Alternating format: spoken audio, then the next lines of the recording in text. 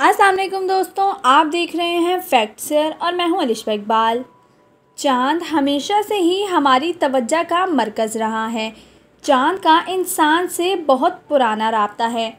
इंसान हमेशा से ही तमाम तर हकीकतों को फरामोश करके चाँद तक रसाई की कोशिशों में लगा रहता है।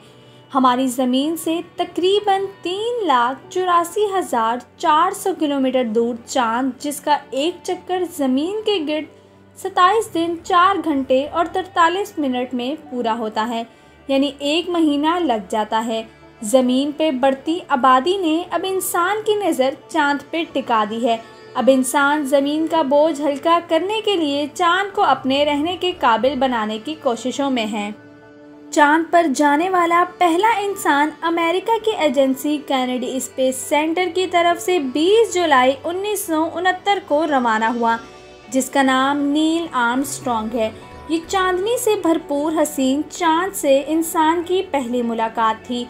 नील ने अपना लेफ्ट पाँव चाँद पर रखा और कहा कि बेशक ये इंसान का छोटा सा पाँव है, लेकिन इंसानियत की एक बड़ी छलांग है जो उसे कुछ ही लम्हों में ज़मीन से चाँद पर ले आई है और आगे भी ले जाएगी जहाँ तक वो जाना चाहेगा, और कोशिश करता रहेगा तो कामयाब भी होता रहेगा। चाँद पर पहुँच कर ना तो कोई इंसानों की बस्ती मिली और ना ही कोई इंसान की तकाब में। वहाँ बस दूर दूर तक फैली वीरानी और बड़े बड़े रेगिस्तानी पत्थर।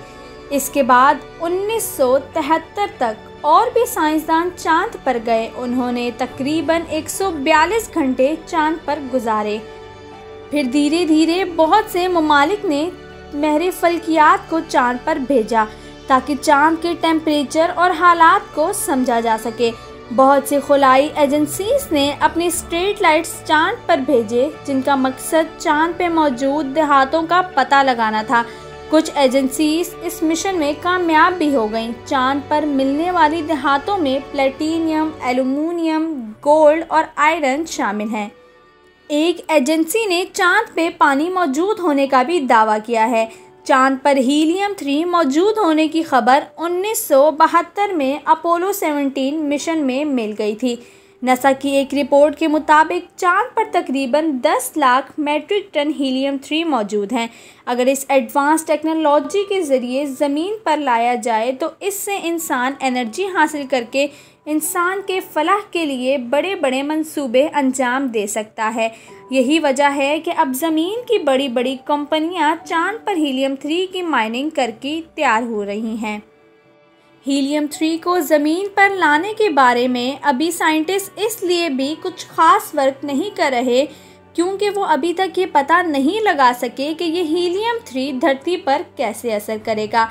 क्या ये ज़मीन पे मौजूद ज़िंदगियों के लिए फ़ायदेमंद है या नहीं? फिर इससे कोई जानी या माहौलियाती नुकसान भी हो सकेगा कि नहीं? इसी काम के लिए कुछ एजेंसीज ज़मीन पे इग्लू नुमा घर तामीर करने की कोशिशों में हैं ताकि वहाँ रहकर रिसर्च किया जा सके और माइनिंग की जा सके। इस पर्पस के लिए थ्योरी के प्रिंटर और रोबोट्स को चाँद पर भेजा जाएगा। ये मशीनें चाँद की मिट्टी और दूसरी चीज़ों को मिलाकर इग्लू जैसे घर तामीर करेगी।